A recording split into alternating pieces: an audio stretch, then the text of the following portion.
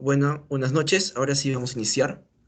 Buenas noches con todos los presentes. Sean bienvenidos a este ciclo de entrevistas Conservación de la vida marina en el Perú, organizado por los estudiantes y el docente del quinto semestre del curso de Oceanografía y Limnología de la Escuela Profesional de Ingeniería Ambiental. Queremos recordarles que el objetivo del presente evento es conocer de la mano de los expertos el estado actual de la conservación de nuestra biodiversidad marina e incentivar el involucramiento del público asistente en acciones que conlleven a la investigación, protección y conservación de nuestro ecosistema marino. Seguidamente, invitamos a nuestro profesor, el biólogo Ulrich Sanabria Alarcón, para que dé palabras de inicio a esta primera entrevista. Muy bien, muchas gracias. A todos los presentes, sean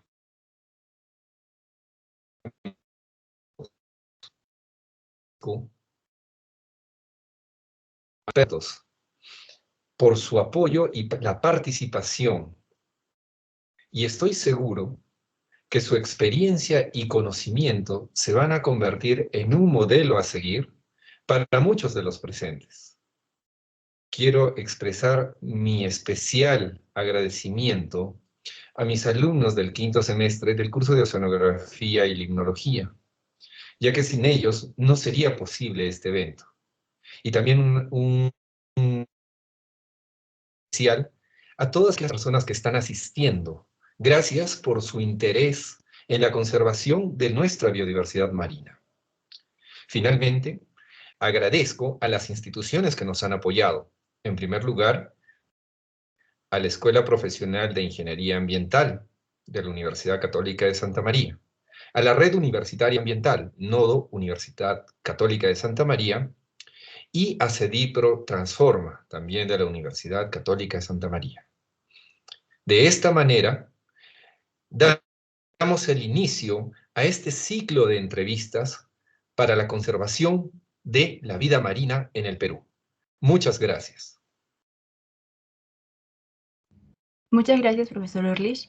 Nuevamente, muy buenas noches con todos los presentes. Iniciamos agradeciendo la presencia y el apoyo de la doctora Shaleila Kellex en esta primera entrevista. La doctora Shaleila Kellex es especialista en pesquerías y captura incidental, tortugas marinas, isótopos estables y censos acuáticos. Es bióloga con una especialización en ecología, graduada de la Universidad Agraria La Molina, y posee un doctorado en biología marina y conservación de la Universidad de Duke. Participó en varias ONG realizando investigaciones sobre tortugas marinas y pesquerías. A continuación, procederemos a empezar con las siguientes preguntas. Previamente, invitamos cordialmente a la doctora a poder presentar sus diapositivas en caso las tenga. Hola, ¿se escucha? Sí. Sí. Buenas noches, muchísimas gracias Ulrich y a tus estudiantes por la invitación y por la organización de este evento. Sí, preparé unas diapositivas y también tenía ahí las preguntas, no sé igual cómo lo vamos mostrando, pero ahorita voy a buscar para compartir mi pantalla.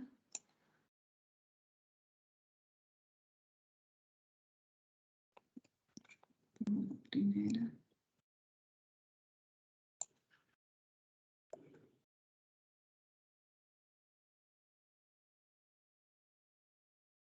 ¿Se ve? Sí. Sí, se ve bien. Ah, ya, perfecto. Entonces, bueno, yo justo también había mencionado lo que dijiste, pero como ya lo dijiste, lo paso rapidito, ¿no? Lo de que estudié biología y tengo un doctorado, pero solo quería agregar que actualmente soy el oficial de captura incidental y artes de pesca fantasma en WWF Perú. Ese es como mi trabajo de que me toma más horas al día, pero también soy cofundadora e investigadora asociada de la ONG Ecociánica, que es una ONG peruana, ¿no? ¿Quieres que proyecte la primera pregunta? Porque justo la tengo aquí. Si desea, podemos pasar a la siguiente pregunta. Es un su diapositiva, disculpe. Listo, entonces, iniciamos. Ok, bueno, otra vez, doctora, muy buenas noches. Agradeciendo una vez más su participación, quisiéramos comenzar con la siguiente pregunta. El Fondo Mundial para la Naturaleza, o WWF, menciona que uno de sus objetivos es reducir la captura incidental de la fauna marina. ¿Qué consecuencias trae esta pesca incidental en el ecosistema marino en el Perú?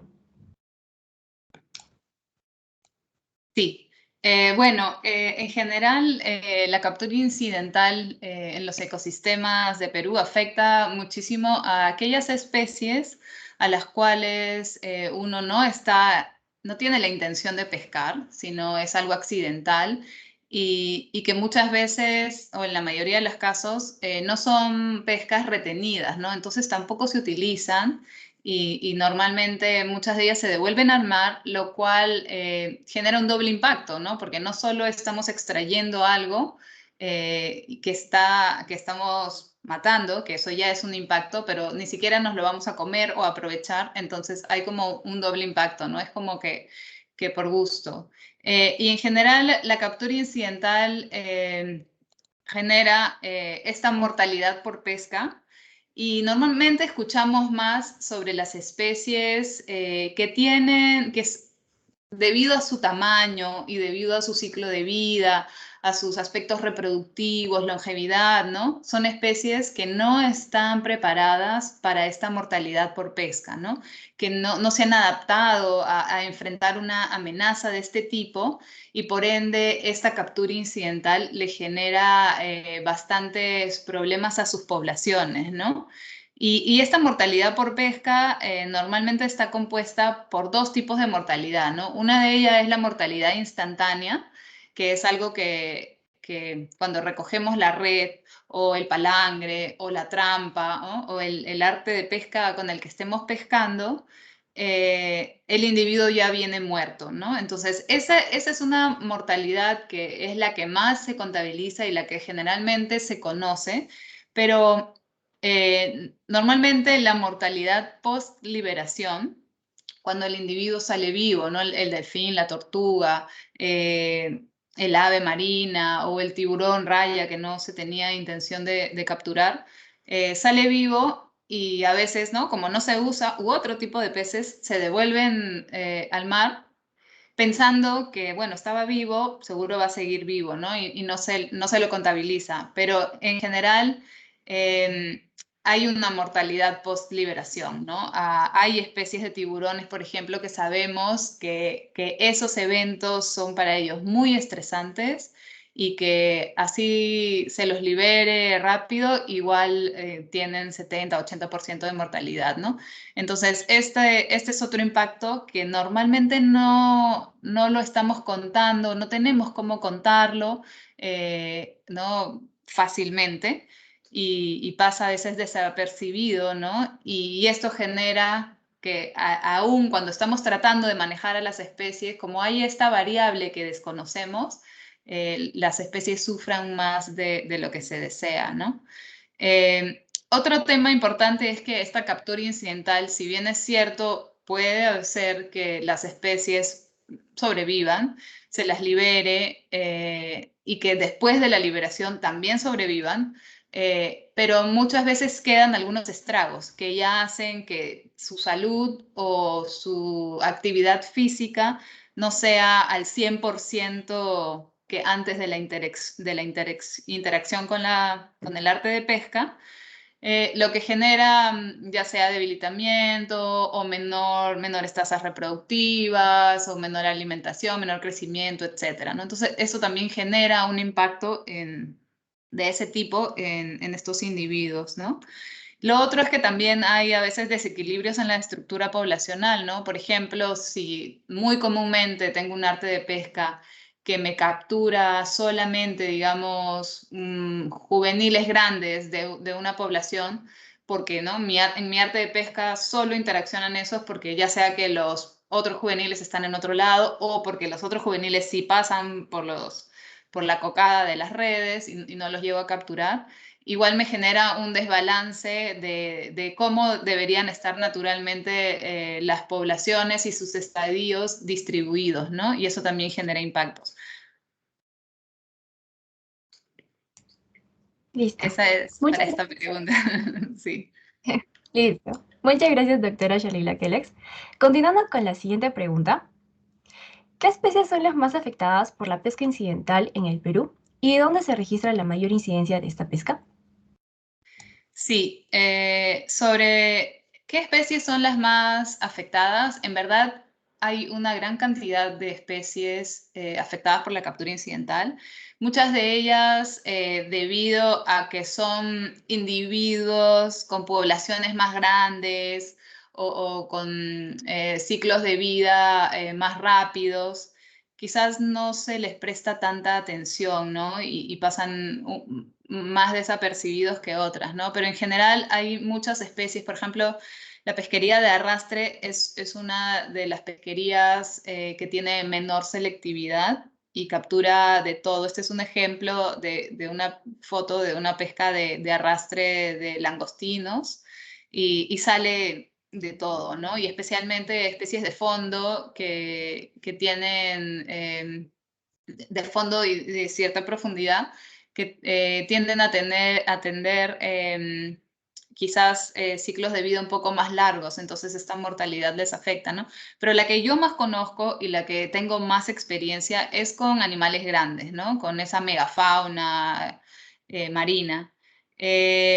Entonces, de estos animales grandes que tenemos, hay un sinnúmero de taxones que están siendo afectados y algunos de una manera bastante grande, ¿no? Por ejemplo, en el 2008, que es hace ya bastante tiempo, con el nivel de pesquerías que teníamos hace 12, 13 años, porque debemos de recordar que el esfuerzo pesquero crece cada año. Se estimaba que, por ejemplo, 300.000 muertes al año de cetáceos estaban ocurriendo, ¿no? Definitivamente hay varios estudios que tienen diferentes números de estas estimaciones para diferentes taxones, ¿no?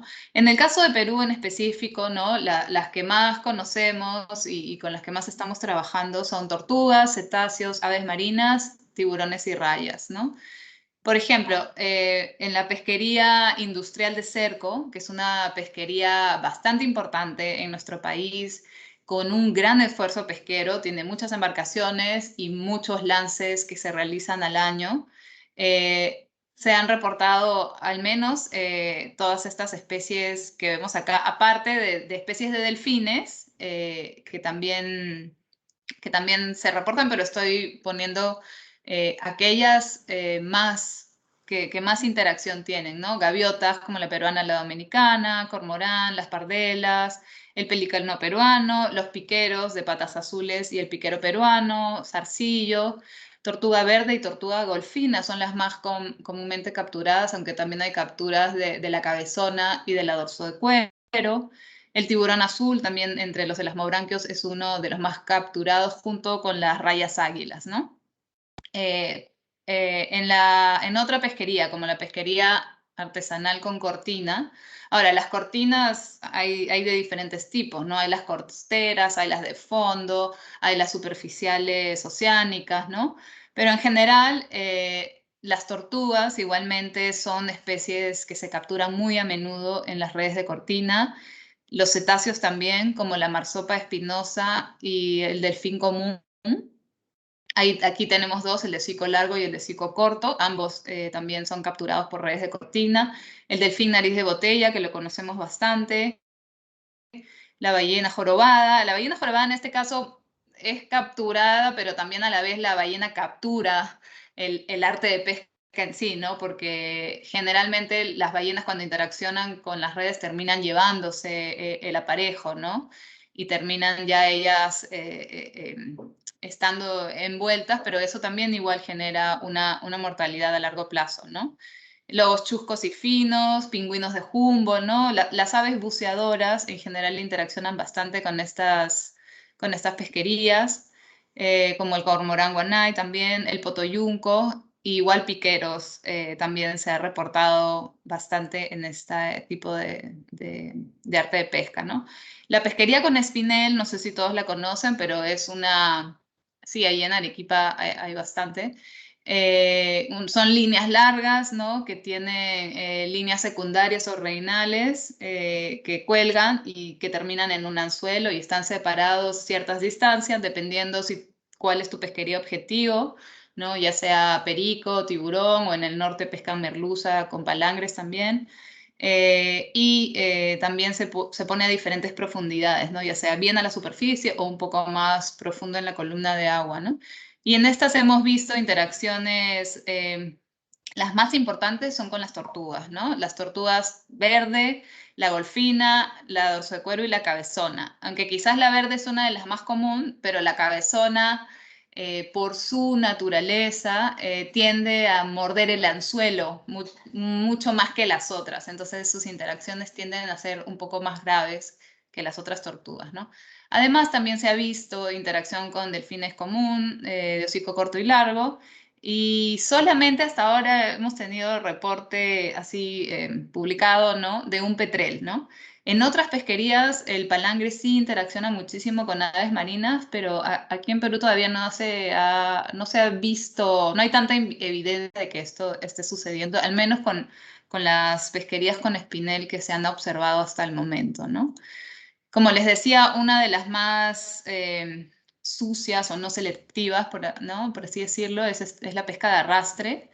En el norte de Perú se pesca también langostinos y otros tipos de peces y ahí sale de todo, ¿no? Y no solo es el daño que se le hace a las especies de vida libre, sino también a las especies de fondo, ¿no? Bentónicas, formadoras de fondo. Se remueve todo un hábitat, ¿no? En el cual viven, ¿no? Distintas comunidades, ¿no? Entonces, esta es una de las que genera bastante captura incidental. Pero en cuanto a fauna grande, ¿no? A megavertebrados marinos, en general lobos marinos, los cuales están siempre dando vueltas alrededor de estas redes, y si se meten dentro de la red a la hora que se tiró la red al agua, a la hora que se levanta la red, los lobos vienen muertos, ¿no?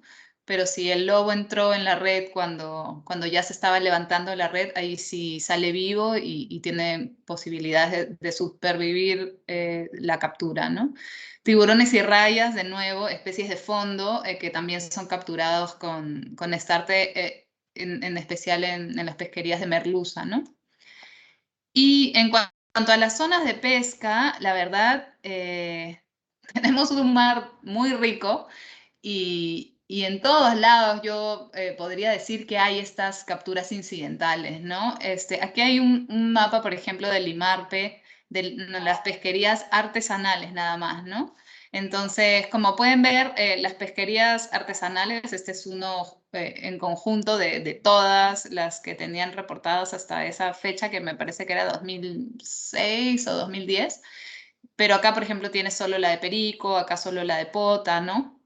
La de pota creemos que es una de las pesquerías que tiene menos captura incidental, aunque todavía no se han puesto observadores a bordo para evidenciarlo y corroborarlo, ¿no? Y eso es algo que también se está tratando de hacer.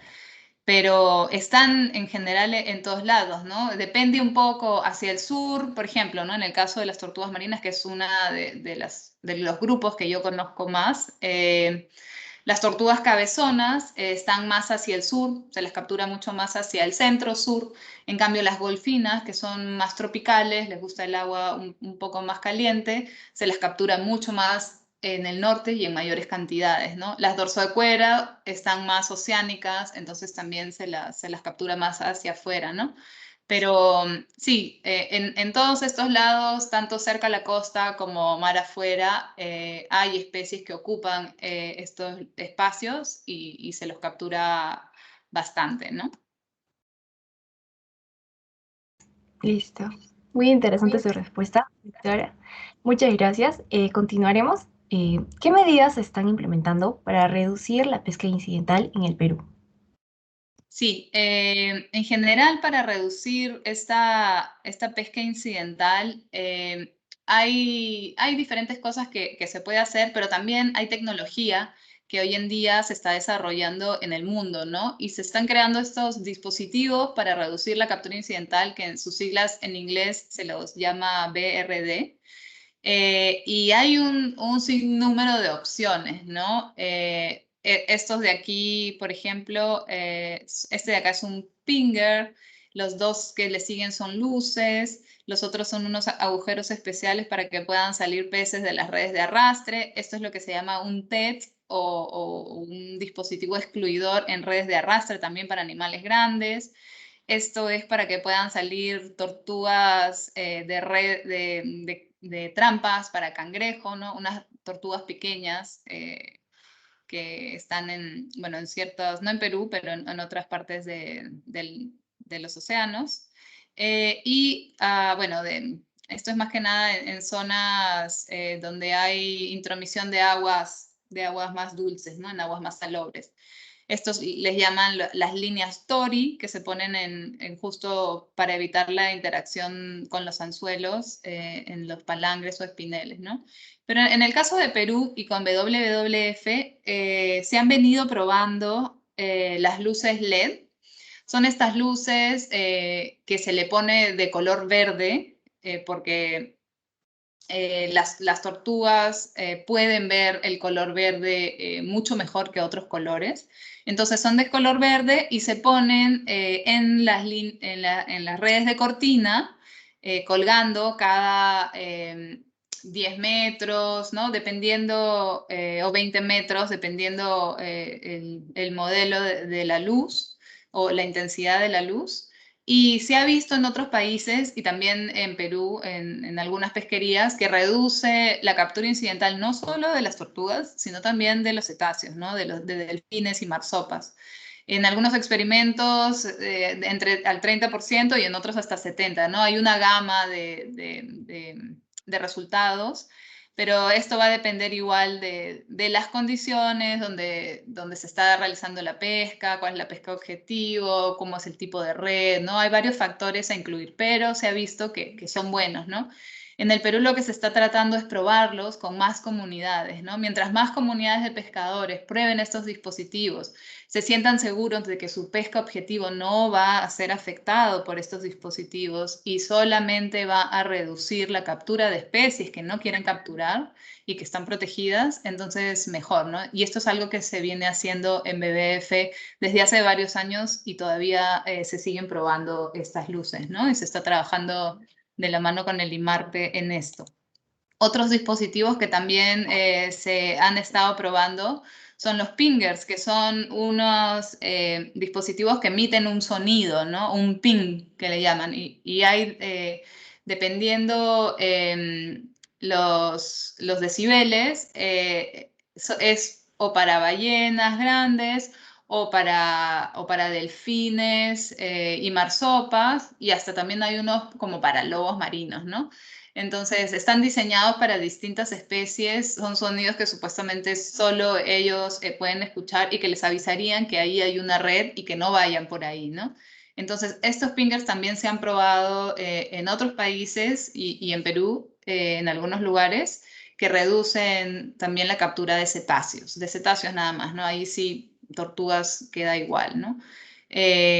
Entonces, como les comentaba antes, lo mismo que con las luces, ¿no? Se siguen probando y para seguir que las comunidades de pescadores vean, ¿no? Que esto no afecta su pesca objetivo, ¿no? En el caso de las ballenas en el norte, por ejemplo, los pescadores están muy interesados porque las ballenas se llevan toda su red y las redes les pueden costar como 15.000 soles, ¿no? O más. Entonces, para ellos sí es algo que lo ven prioritario, ¿no?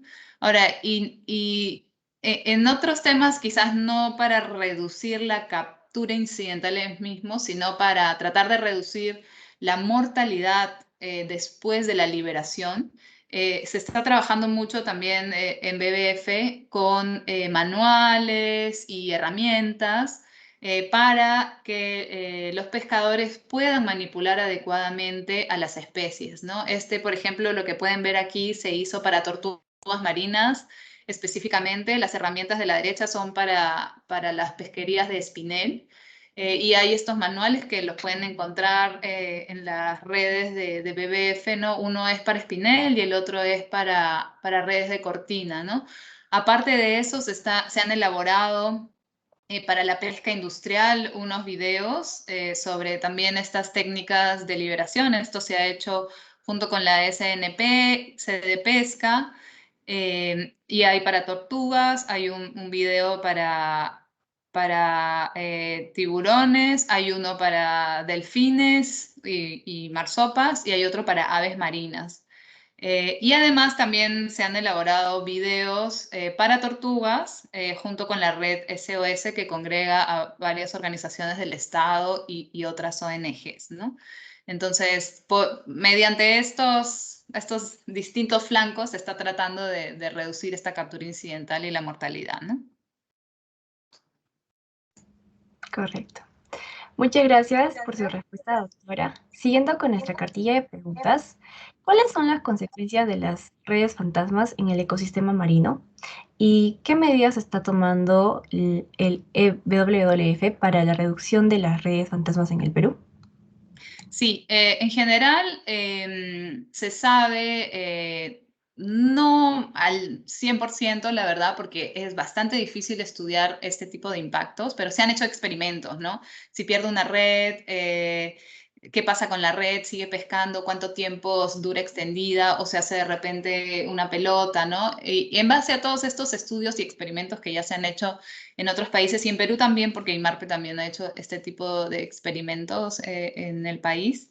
Se ha visto que sí hay una interacción importante y que al menos el 90% de las especies que interactúan con estos artes de pesca son especies comerciales, ¿no? Y tiene lógica porque estas artes de pesca están hechas para especies comerciales.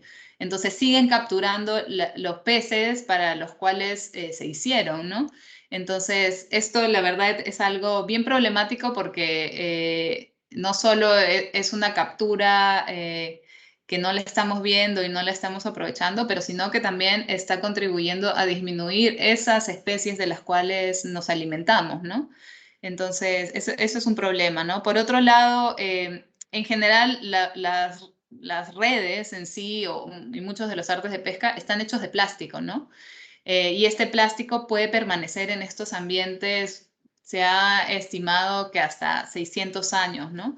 Entonces, podrían seguir afectando y pescando en estos ambientes por muchos años, ¿no? Ya hay evidencias de interacciones con plástico en el mar para el 100% de las tortugas marinas, el 66% de los mamíferos marinos que ocurren en el mundo y el 50% de las aves marinas, ¿no?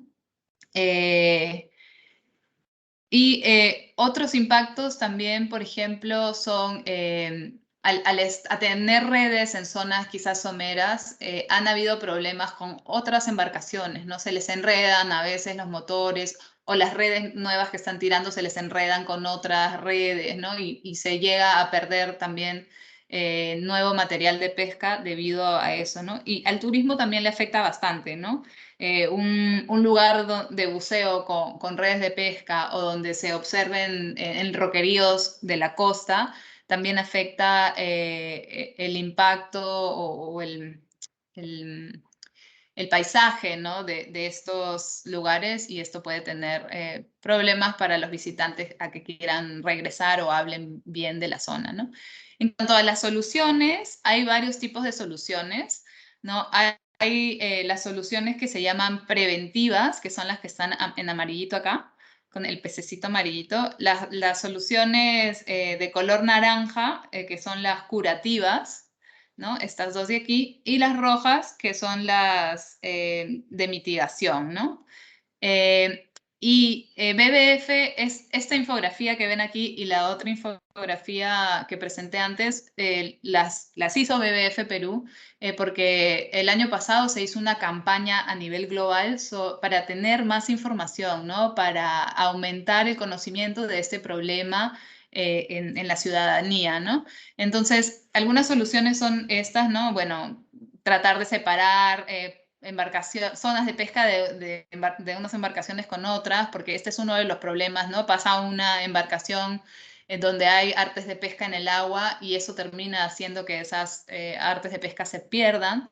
Después también se está tratando de implementar un sistema para que las redes se marquen de cierta manera para poder saber quiénes son los que están perdiendo y dónde están perdiendo o dónde terminan y de dónde vinieron y así poder tener más información para tratar de solucionar el problema, ¿no?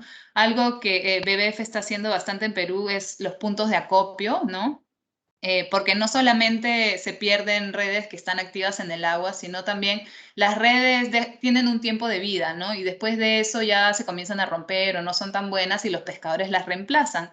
Y muchas veces pueden, si no tienen un buen lugar donde colocarlo, tirarlo en el mar o por, no sé, las cercanías de sus comunidades, ¿no? O quemarlas, que también ocurre eso mucho y eso también trae impactos en la salud, ¿no? Entonces, estos puntos de acopio para tratar de reciclar las redes es algo que se está haciendo y se está incentivando, ¿no? Hay también programas de recuperación de artes de pesca, pero eso es algo que BBF todavía no está haciendo porque tiene su complejidad y muchos temas de seguridad involucrados. Hay también algo que se está tratando de incentivar, es el uso de un aplicativo para reportar cuando se vean este tipo de pérdidas, ¿no? Porque en Perú en general tenemos muy poca información sobre este problema.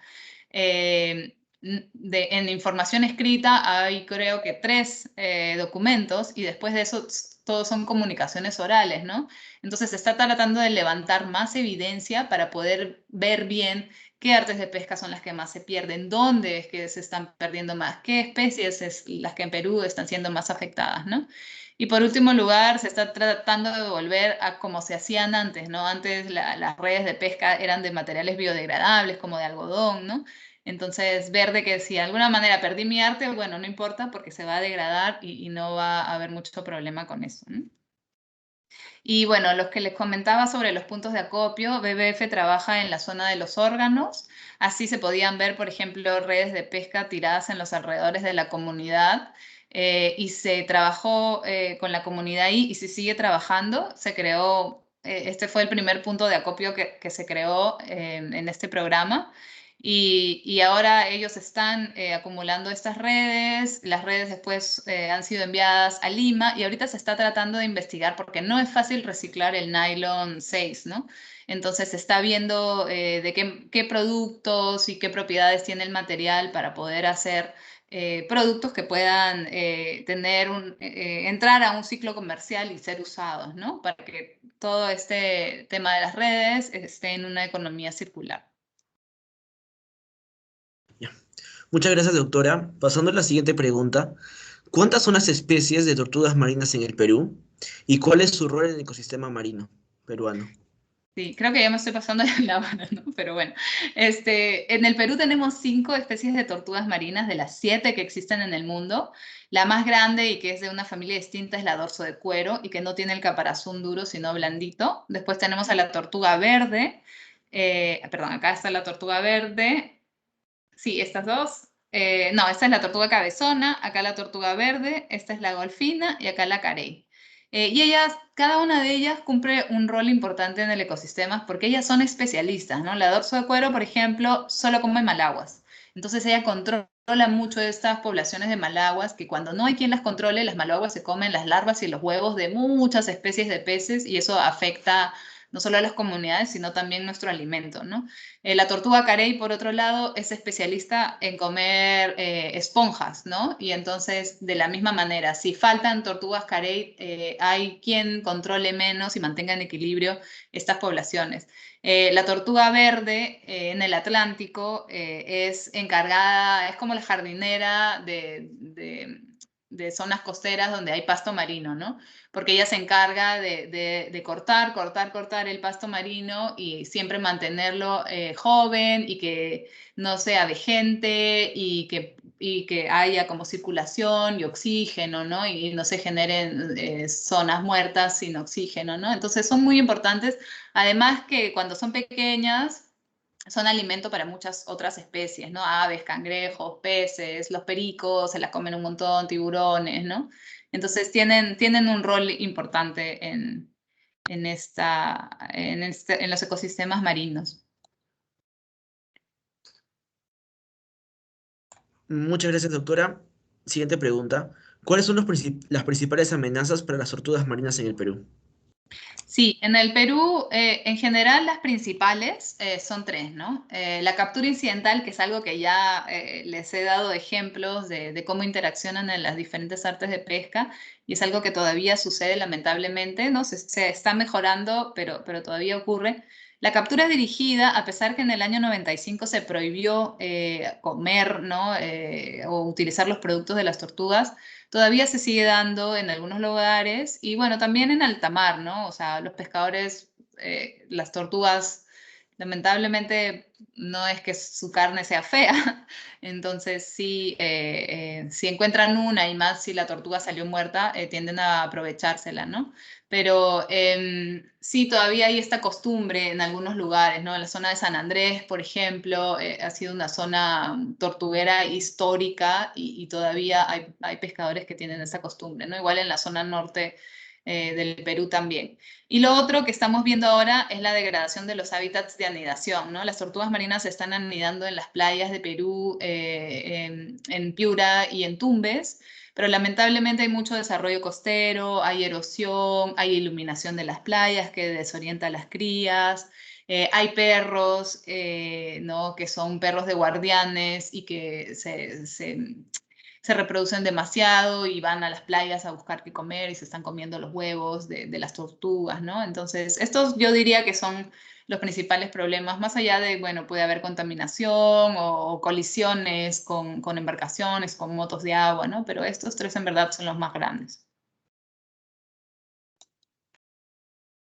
Muchas gracias, doctora. El tiempo nos ha ganado, pero quisiéramos pasar a la última pregunta. Ujú. Ya. ¿Existe algún- Disculpa, Alex. Alex, quisiera saber, bueno, en realidad Shaleila, lo que nos estás manifestando es muy interesante. Entonces, dependiendo de tu tiempo también, ¿no? Porque sabemos que quizás tengas solo una hora, podríamos pasar, como lo menciona Alex, a la pregunta final, o si es que tú deseas también, ¿no? Dependiendo de tu tiempo, podríamos continuar. Es un tema sumamente interesante, realmente, Sí, y estamos yo, aprendiendo mucho, ¿no? Depende de ti, Shale. yo puedo todavía, sí, un rato más. Eh, entonces, sí, prometo no ser tan, no expandirme mucho en las respuestas. En realidad, no te expandes mucho, más bien creo que hablando a opinión de todos, podríamos quedarnos horas y horas Sí, escuchándote, porque es sí. un tema sumamente interesante. O sea, esto da para hablar mucho, ¿no? Y aprender mucho gracias a ti. Depende de ti, Shaleila. Sí, yo Nosotros puedo seguir estamos... al menos 15 minutos más sin problema. Sí. Correcto, correcto. Muchas gracias. No, a ustedes. Correcto, entonces paso a leer la pregunta que tocaba ahora mismo. Ya. ¿A qué se, ¿A qué se debe que que se presenten tortugas con exceso de epibiontes en sus caparazones? Sí, esta pregunta fue bien interesante. Creo que nunca me la habían hecho. Muchas gracias. Y para ponerlo de una manera no sencilla, creo que se podría resumir como que al bajo movimiento a la escasez de movimiento que una tortuga pueda llegar a tener, ¿no? Y esto generalmente ocurre en dos momentos, ¿no? Uno, que es cuando las tortugas están realizando la brumación, que es algo así como una hibernación, pero en el mar, ¿no? Las tortugas en el mar.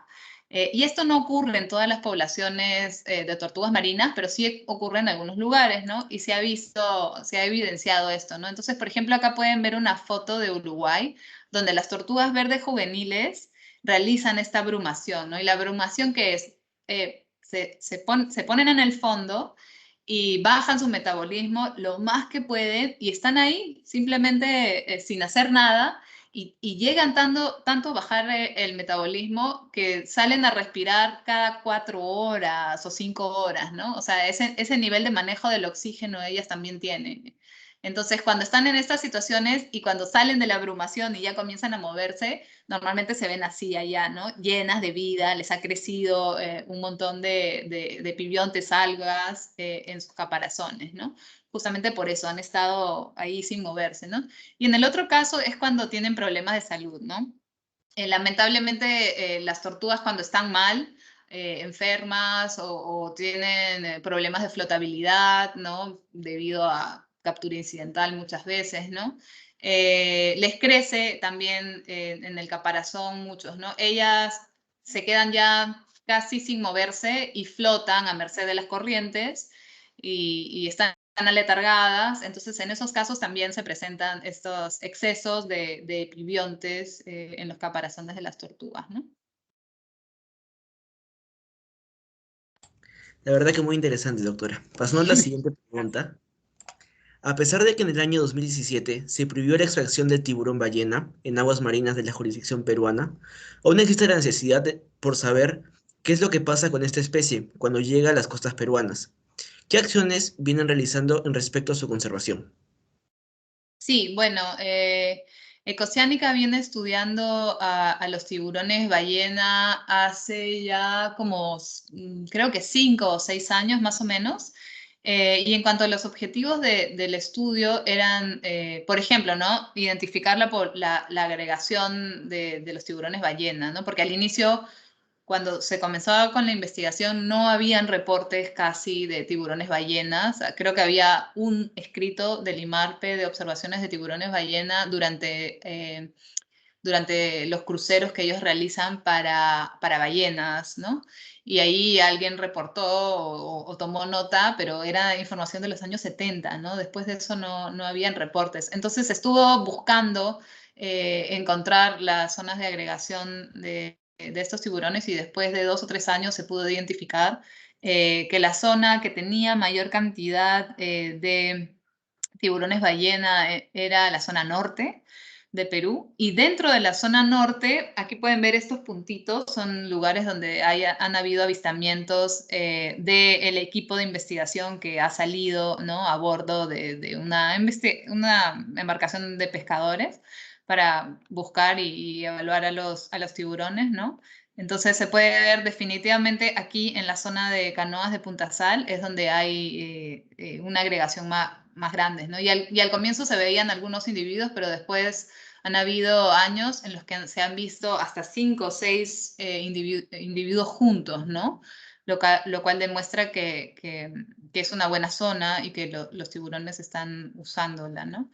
Entonces, la zona de canoas de Punta Sal se identificó como la zona de la agregación más importante. Otro de los objetivos del estudio era, de lo que se sigue estudiando todavía, en verdad, era determinar la estructura de la población, ¿no? Y estimar la abundancia de los tiburones en la zona. Para la estructura de la población, uno lo que hace es tomar una foto del lado del tiburón detrás de las agallas y estos tienen unos patrones de puntos, manchas y con eso es como una huella digital y uno puede identificar a cada individuo, ¿no? Entonces, en el proyecto hasta el momento hay 173, al menos, seguro eso ha aumentado del año pasado, 173 individuos distintos que se han observado en las evaluaciones, en las salidas al mar. Al inicio solo se veían machos juveniles, ¿no? Y no sé cuánto conocen ustedes de tiburones, pero muchos tiburones tienden a tener una separación entre sus estadios de vida, ¿no? Y también entre los sexos, ¿no? Y en general con tiburones ballena, las mayores agregaciones que se conocen en el mundo son de machos juveniles cerca de las costas, ¿no? Y después hay otras agregaciones que son con hembras adultas, ¿no? Pero entonces, bueno, nosotros comenzamos a ver machos juveniles y dijimos, bueno, esta es otra agregación de las más conocidas, ¿no? De machos juveniles, pero con el tiempo se comenzaron a ver hembras también en la población, lo cual fue muy interesante. Y además ahora también se ha visto un porcentaje de individuos que ya entran a la talla de adultos, ¿no? Entonces, en esta agregación tenemos tanto hembras como machos, tenemos juveniles como adultos, y las tallas que se han visto están entre los 3 metros y los 10 metros, ¿no? Y definitivamente la mayor actividad que se ve realizando a los tiburones es la de alimentación. Por otro lado, también se están estudiando los movimientos de los tiburones y la conectividad que tendría esta población con otras poblaciones en el Pacífico, en el Océano Pacífico, ¿no?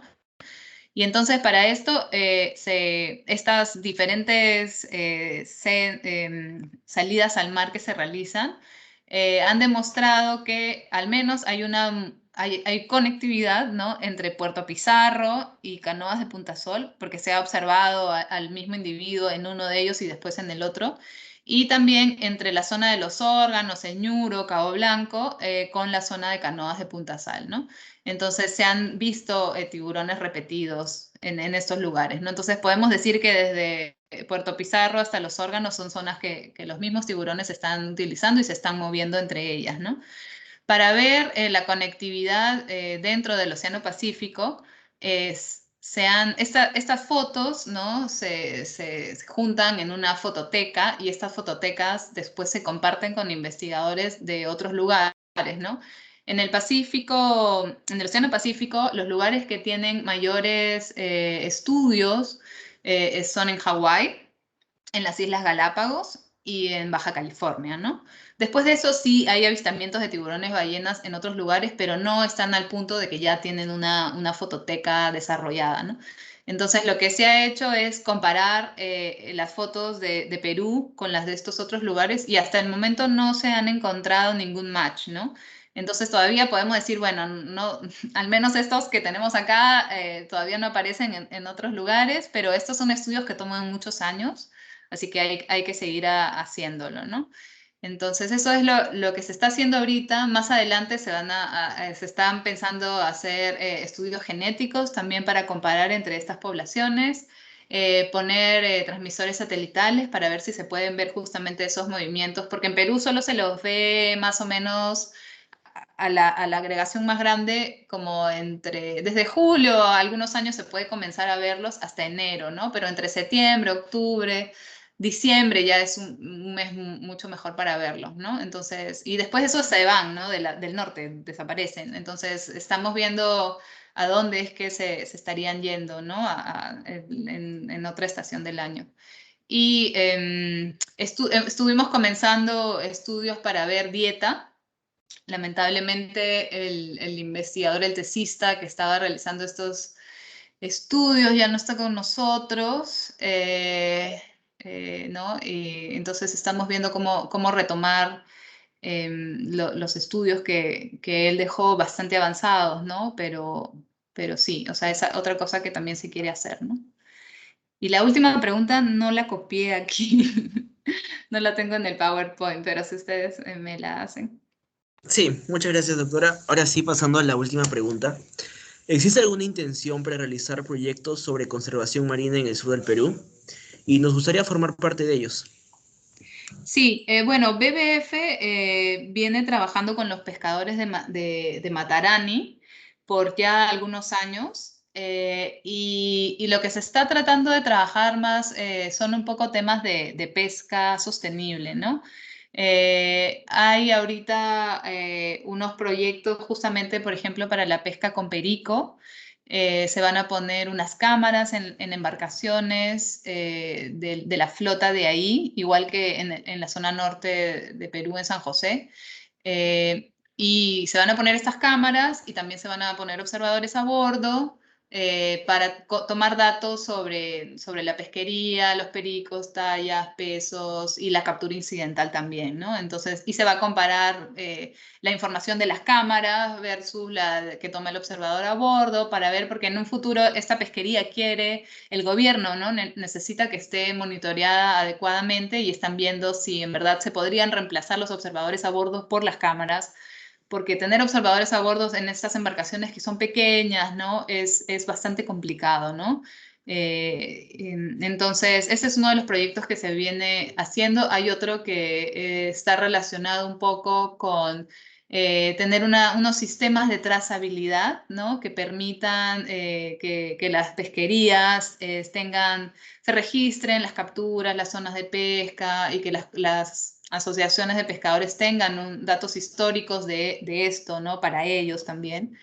En particular un proyecto que estoy viendo yo directamente es uno de gestión de residuos sólidos y oleaginosos en el DPA de Matarani, que fue un pedido que nos hicieron los del gremio de pescadores de ahí, ¿no? Para ver de tratar de ayudarles a gestionar mejor los residuos que tienen, ¿no? Entonces, eso, bueno, por ahora no, pero sí hay una buena relación con el gremio de Matarani, ¿no? Y es algo que queremos seguir explorando qué otras cosas podemos hacer para ayudar a la conservación de los recursos marinos ahí, ¿no? Que igual son importantes para todo el país.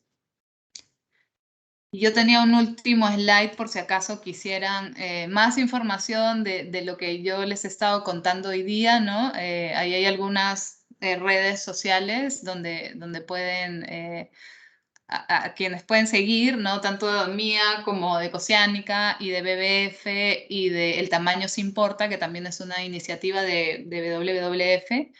Y ahí siempre se está compartiendo información que de repente les puede parecer útil, ¿no? Listo. Muchísimas gracias, doctora Shalila Kellex. Nuevamente agradecemos su disponibilidad y valiosa información que nos pudo brindar en este ciclo de entrevistas Conservación de la vida marina en el Perú. Estamos seguros de que esta información será de mucha ayuda para nuestro desarrollo profesional. Les recordamos que este es un ciclo de entrevista que se realizarán desde el 2 hasta el 16 de julio. Las fechas y horas serán publicadas en las páginas de las redes sociales del Centro Estudiante de Ingeniería Ambiental UCSM, en la Red Universitaria Ambiental NODU UCSM y CEDIPRO Transforma USSM. Y también serán enviados a sus correos respectivamente. Correcto. Muchas gracias. Yo quisiera... Sí, sí. Sigue, Alex, por favor. Ya. Quería agradecer a todos los asistentes y esperamos que puedan seguir siendo partícipes de las siguientes entrevistas. Por último, queríamos invitarlos a todos para que prendan sus cámaras y poder tomar una foto del evento.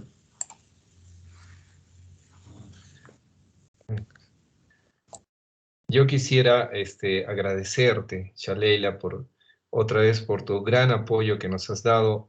Es increíble la información que nos has brindado en este tan corto tiempo. Muchos de mis alumnos están todos ellos están muy entusiasmados por la investigación marina. Para mí es, digamos, la mejor promoción que he tenido de chicos, ¿no? Y otra vez, o sea, te digo, te agradezco mucho, Shaleila, porque esto les incentiva mucho, ¿no? Muchas veces vemos tus publicaciones o vemos entrevistas, ¿no? Pero a veces vemos lejanos a los expertos y eso a veces desanima. Pero el hecho de tu accesibilidad y tu disponibilidad, pues nos incentiva mucho, mucho. Entonces, de todas maneras, yo vuelvo a reiterar mi agradecimiento hacia tu persona y poder entablar este contacto, ¿no? Con varios de estos jóvenes que quizás en algún momento, bueno, ahora están todavía en tercer año, ¿no? Pero creo que muchos de ellos se van a dedicar al estudio de las ciencias marinas. Entonces, estoy seguro que muchos van a contactar contigo y vamos a insistir, ¿no? En invitarte a muchos eventos porque nos ha quedado corto realmente.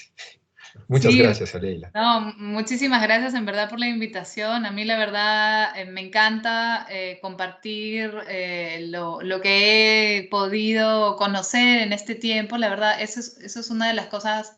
Cuando yo comencé era más difícil, ¿no? Tenías que ir a buscar fotocopias, quién te prestaba la revista, quién tenía y era, ¿no? No había el internet como ahora o los artículos a la disposición, ¿no? Entonces siempre se me quedó el tema de poder compartir lo poco que uno ha aprendido o sabe porque necesitamos que los demás construyan en base a eso, ¿no? Y que no se vuelvan a duplicar esfuerzos, ¿no? Sino al contrario, que avancemos, sigamos avanzando en base a lo que ya existe, ¿no? Entonces sí, siempre me gusta mucho compartir, ¿no? Para que los demás avancen sobre eso.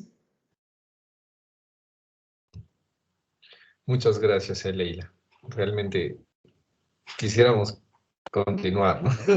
Y Pero gracias, bueno, gracias por ahora la sí el tiempo nos organización, ganó. Muchas, por los estudiantes que la verdad súper organizados con todo, con el PowerPoint, con las preguntas, la verdad a uno la seriedad y la responsabilidad con la cual se han tomado al organizar este evento. Felicitaciones. muchas gracias, Leila. Muchas gracias y gracias a todos por asistir.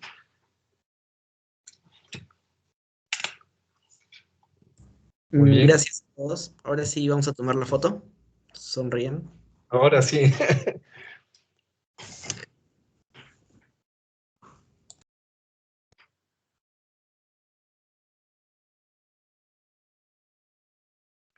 Estamos a tus órdenes, Alex. Ya, a la cuenta de 3. 1, 2, 3. Muchas gracias. Gracias a todos. Gracias a todos. Me mandan la foto, por favor, para yo ¿Listo? también tenerla Muchas de gracias. recuerdo. Reiterar el Listo, agradecimiento a Leila. todos los presentes, a la doctora. Y con esto damos finalizada nuestra primera entrevista del viernes 2 de julio de 2021. Buenas Muchas noches y gracias. muchas gracias. Buenas noches. Buenas noches. Gracias. Chao, chicos. Nos vemos más tarde. Chao, Leila. Nos vemos.